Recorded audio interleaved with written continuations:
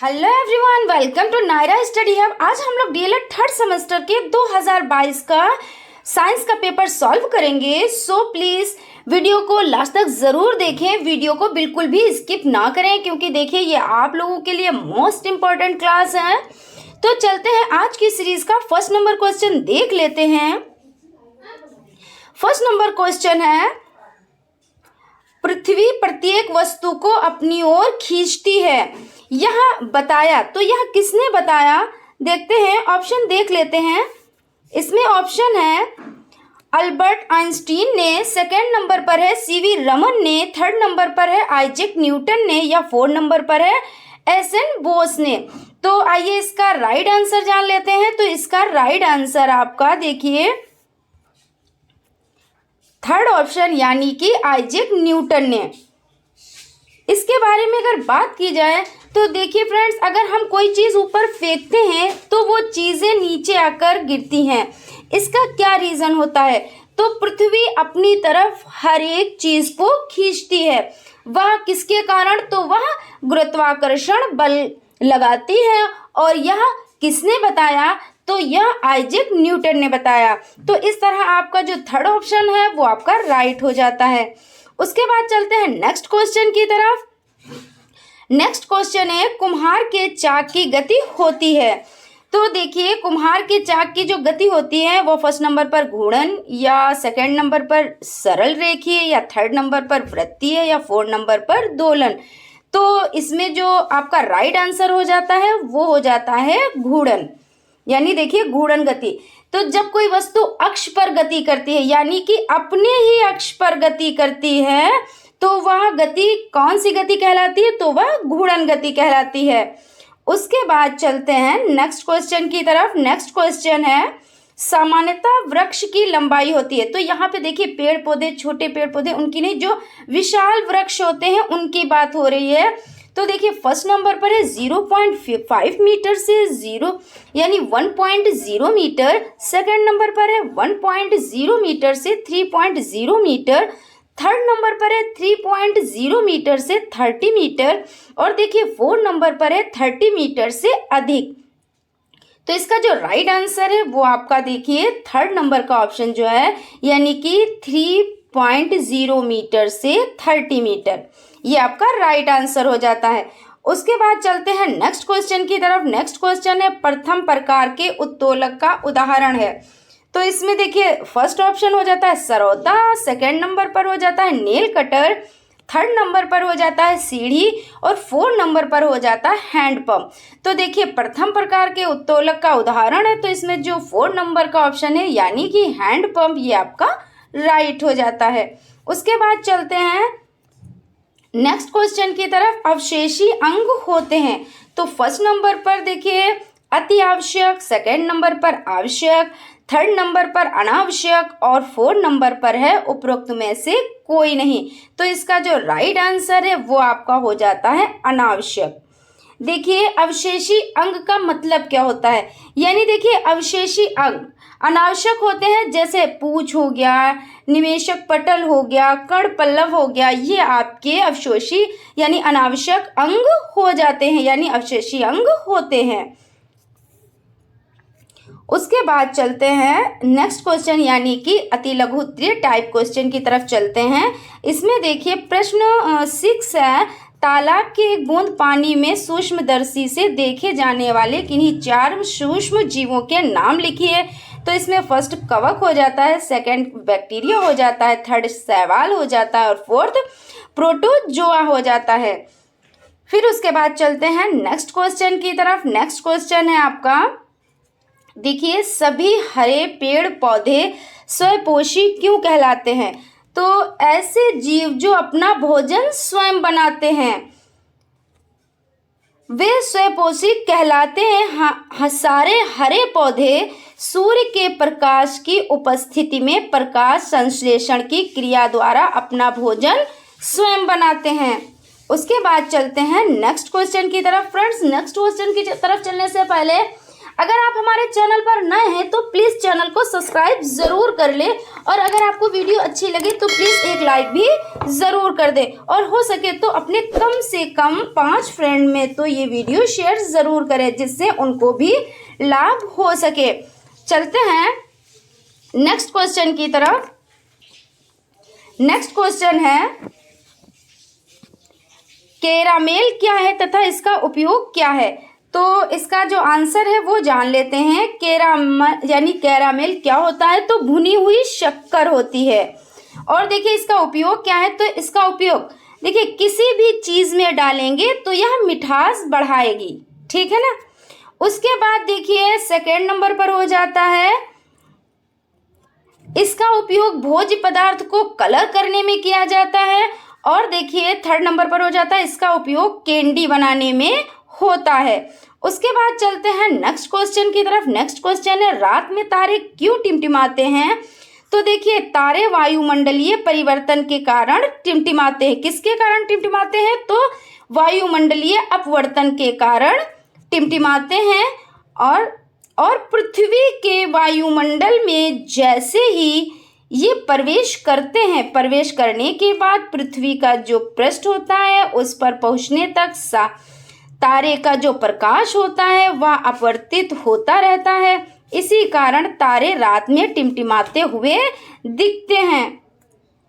उसके बाद चलते हैं नेक्स्ट क्वेश्चन की तरफ। देखिए नेक्स्ट क्वेश्चन है, ध्वनि ठीक से सुनाई दे, इसके लिए सिनेमा हॉल में अवशोषक का प्रयोग किस प्रकार से होता है? तो देखिए सिनेमा हॉल की दीवार, देखिए इस तरह से सिनेमा हॉल की दीवारों में कुछ ऐसे छेद कर दिए जाते हैं। तो देखिए छिद्र कर दिए जाते हैं। इस छिद्र के लिए किए जाते हैं, क्यों किए जाते हैं? ताकि जो आवाज़ आ रही है तो वह आवाज़ अवशोषित छिद्रों में चली जाए और फिर से वापस ना आए। अगर वो आवाज़ फिर से वापस आएगी तो देखिए गूंज की तरह वो आवाज़ गूंजने लगेगी, जबकि सिनेमा हॉल में आवाज़ गूंजनी नहीं चाहिए, बाहर चली जाए। तो इसलिए अवशोषित छिद्रों में चली जाए और फिर से वो वापस ना आए, इसलिए, ठीक है ना। उसके बाद चलते हैं नेक्स्ट क्वेश्चन की तरफ। नेक्स्ट क्वेश्चन है, प्रतिध्वनि एवं गूंज में क्या अंतर है? तो देखिए अगर प्रतिध्वनि की बात की जाए तो जो प्रतिध्वनि होती है वो पहाड़ों आदि से टकराकर हमें फिर से वही ध्वनि सुनाई पड़ती है। जैसे कि मान लीजिए देखिए ये पहाड़ है और आप कुछ भी बोलते हैं, जैसे आप कुछ भी बोलते हैं, मान लीजिए श्याम बोला, राम बोला, सीता बोला, कुछ भी बोला, तो वो आवाज़ थोड़ी देर के बाद वही फिर से घूम के वही आवाज़ आती है, तो वही ध्वनि सुनाई पड़ती है जो बोली जाती है। जैसे मान लीजिए हमने श्याम बोला तो वह ध्वनि जो बोला है फिर से हमें सुनाई देगी, तो इसी को प्रतिध्वनि कहते हैं। अब गूंज की तरफ चलते हैं। देखिए गूंज क्या होता है? तो देखिए गूंज का मतलब होता है, यह होता है कि एक ही शब्द हमें लंबे समय तक सुनाई दे जो हमने बोला है। तो जैसे एग्जाम्पल देख लीजिए, हम देखिए जब हम खाली कमरे में बोलते हैं तो आवाज़ हमें लंबे समय तक सुनाई देती है, तो वो क्या हो जाती है? तो वो गूंज हो जाती है। तो मुझे आशा है कि आप लोगों ने बहुत अच्छे से समझ लिया होगा। देखिए प्रतिध्वनि और गूंज में अंतर भी आप लोगों ने समझ लिया होगा।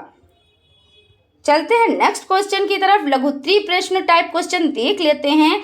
देखिए बिना स्पर्श किए समतल, अवतल तथा उत्तल दर्पण को कैसे पहचानेंगे? तो सबसे पहले देख लेते हैं समतल दर्पण। समतल दर्पण का प्रतिबिंब वस्तु की स्वयं की लंबाई के बराबर होता है।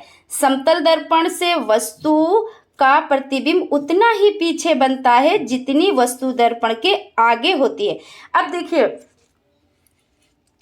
देख लेते हैं चित्र के माध्यम से।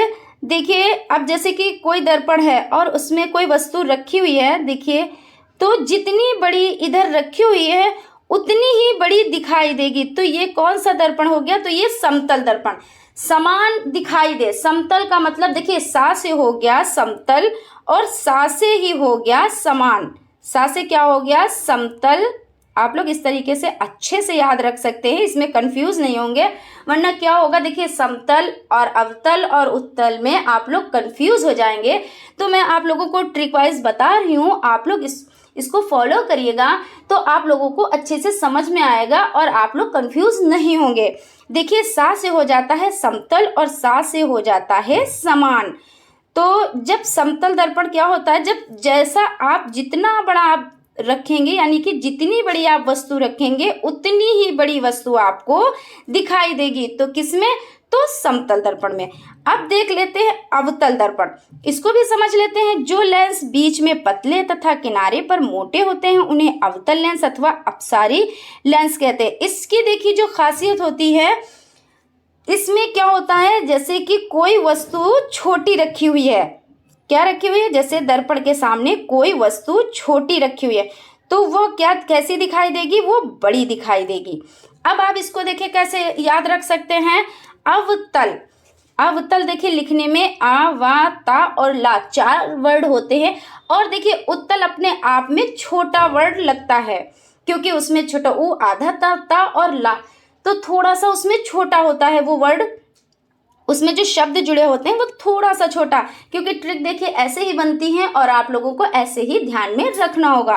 तो जो अवतल हो गया तो वो बड़ा, तो इसका मतलब ये है कि छोटी वस्तु रखो और वो बड़ी दिखे। तो अवतल मतलब वर्ड बड़े हैं, मतलब आपका आ, वा, ता और ला, ये आपके देखिए 1 2 3 4 वर्ड हो जाते हैं, यानी कि छोटी चीज़ रखने पर बड़ी हो जाती है। आप लोग इस तरीके से याद रख सकते हैं। तो ये आपका अवतल दर्पण हो गया। और देखते हैं, देखिए उत्तल लेंस, तो जो लेंस बीच में मोटे तथा किनारे पर पतले होते हैं उन्हें उत्तल लेंस अथवा अभिसारी लेंस कहते हैं। और इसमें देख लीजिए कोई वस्तु जैसे बड़ी रखी जाती है, कोई वस्तु बड़ी रखी जाती है तो वो अपने आप में छोटी दिखाई देती है, और कुछ इस तरीके का आपका उत्तल लेंस होता है। तो जब वस्तु रखी जाएगी तो वो छोटी दिखाई देगी। अब देखिए उत्तल में है तो ऐसे आधा था, और अगर ऐसे गिनेंगे तो आप लोग देखिए 1 2 3 4 वर्ड हो जाते हैं, लेकिन क्योंकि आधा ता है तो इसलिए ये उत्तल से छोटा हो गया। तो आप लोग जब कोई वस्तु बड़ी रखेंगे और वो छोटी दिखाई देगी, मतलब उत्तल छोटा सिमट के आ गया, यानी सिमट गया। इसी तरीके से वस्तु भी सिमट गई। आप लोग, ये ट्रिक है, आप लोग इस तरीके से उसको याद रख सकते हैं। तो हम लोग फिर से रिवीजन कर लेते हैं। देखिए समतल में सा से समान और सा से समतल। अवतल में देखिए चीज़ को आप देख लेते हैं, अवतल में देखिए चीज़ को आप छोटा रखेंगे और वो बड़ी हो जाएगी, और उत्तल में देखिए आप बड़ी चीज़ रखेंगे वो अपने आप में छोटी दिखेगी। तो इस तरीके से आप लोग अच्छे से याद रख सकते हैं। आशा करती हूँ आप लोगों को अच्छे से समझ में आ गया होगा। अब चलते हैं नेक्स्ट क्वेश्चन की तरफ। नेक्स्ट क्वेश्चन है, शरीर के अंगों को गति प्रदान करने वाले ऊतक का नाम लिखिए तथा चित्र बनाइए। तो शरीर के अंगों को गति प्रदान करने वाले ऊतक का नाम पेशीय ऊतक है, ठीक है ना। देखिए आप चित्र इस तरह से बना सकते हैं, और इसको जैसे कि अगर एक बार में तो ना समझ में आए तो आप लोग इसको 2 से 3 बार आप लोग रिवीजन करेंगे, यानी कि बनाकर देखेंगे, तो आप लोगों को अच्छे से समझ में आ जाएगा और आप फिर बना पाएंगे। उसके बाद चलते हैं नेक्स्ट क्वेश्चन की तरफ। देखिए एड्स के कारण तथा रोकथाम पर चर्चा कीजिए। तो आइए इसके बारे में देख लेते हैं। एड्स के कारण, ये किन कारणों से फैलता है। तो सबसे जो मुख्य कारण है, देखिए इसमें सबसे पहले ये देख लेते हैं किन कारणों से फैलता है। तो एड्स के संक्रमण के 3 मुख्य कारण हैं। तो इसमें देख लेते हैं मुख्य कारण कौन से हैं।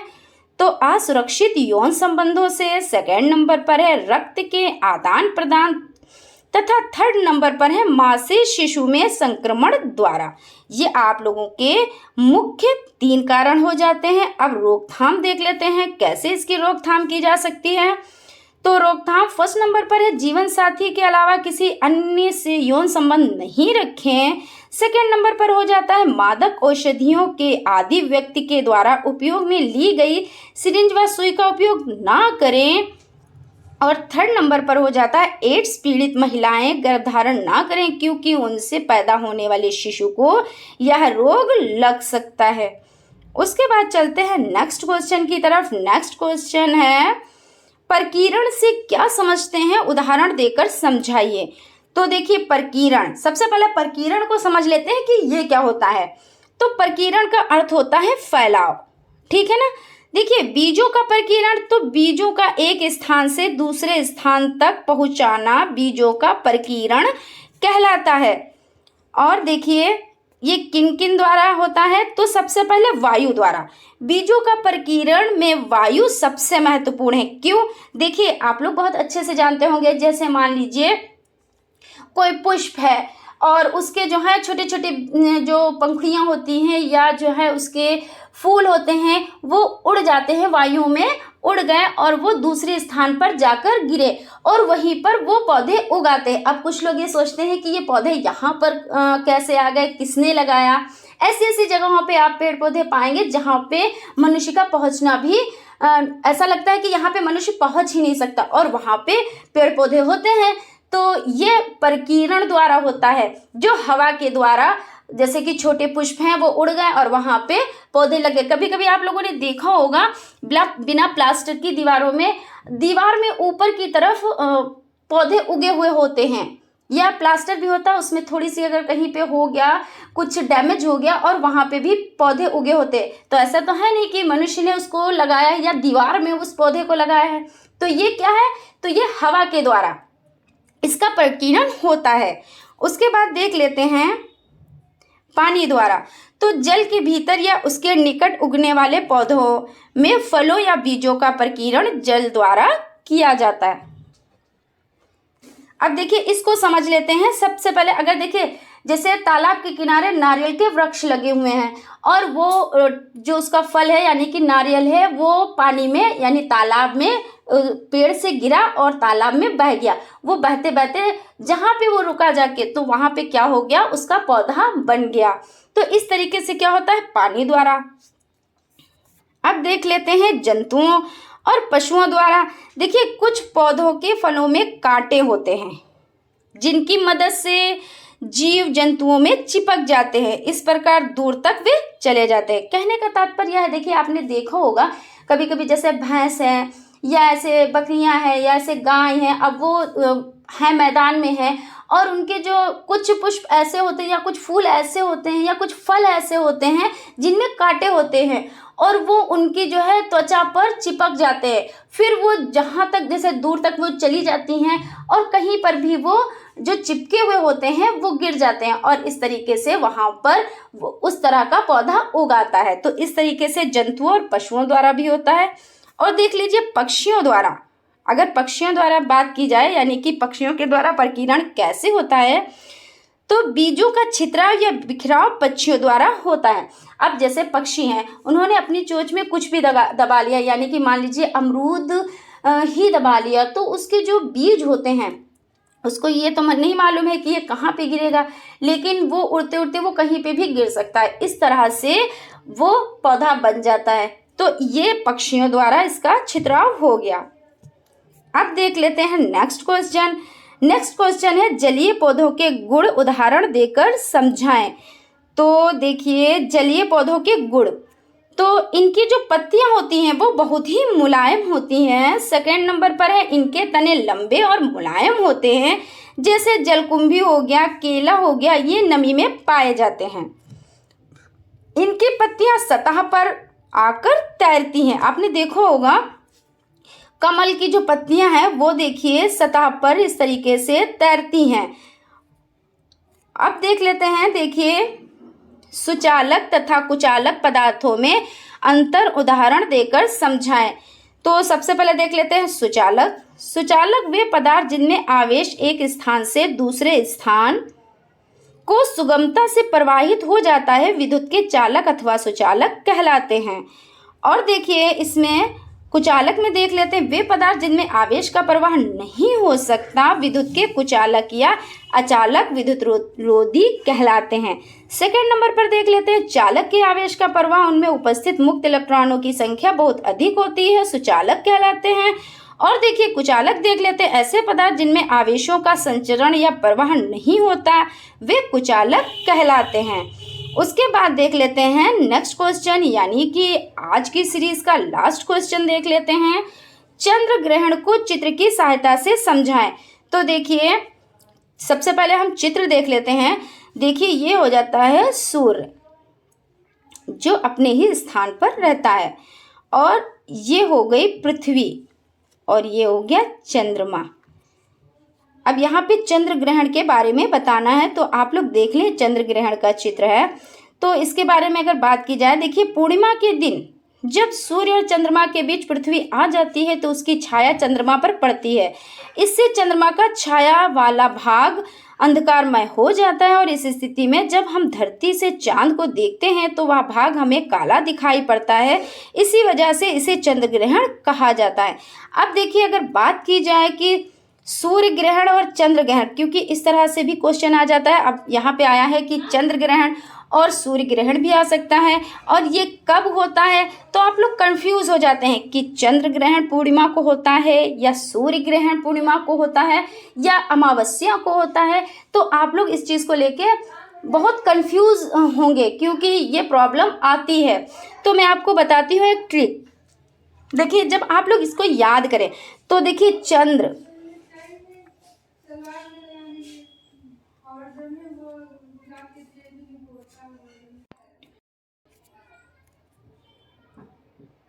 देखिए आप लोग इस तरीके से समझ सकते हैं, जैसे चंद्र का आपने चा उठा लिया। देखिए सबसे पहले चंद्र का हमने क्या किया, चा ले लिया, और देखिए पूर्णिमा का हमने पा ले लिया। अब आप लोग ऐसे पा में बड़ों की मात्रा, तो ये अगर हम दोनों को हमने मिला दिया तो क्या बन गया, चप्पू।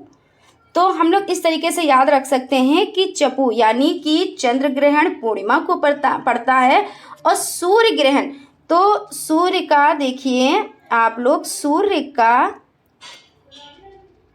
सा में बड़ों की मात्रा सा ले लीजिए, और ये अमावस्या को पड़ता है तो अमावस्या, तो आप लोग इसका आ ले लीजिए। तो ये दोनों को मिलाया तो हमने आंसू बन गया। क्या बन गया, आंसू। तो आप लोग इस तरीके से याद रख सकते हैं। तो आंसू तो अमावस्या, और सा तो सूर्य ग्रहण। तो फ्रेंड्स आप लोगों को ये ट्रिक कैसी लगी, आप लोग कमेंट करके ज़रूर बताएं। हमारे चैनल को लाइक करें, सब्सक्राइब करें और बेल आइकन को ज़रूर दबा दें, जिससे आने वाली वीडियोज़ आप तक पहुंच सके। Thank you.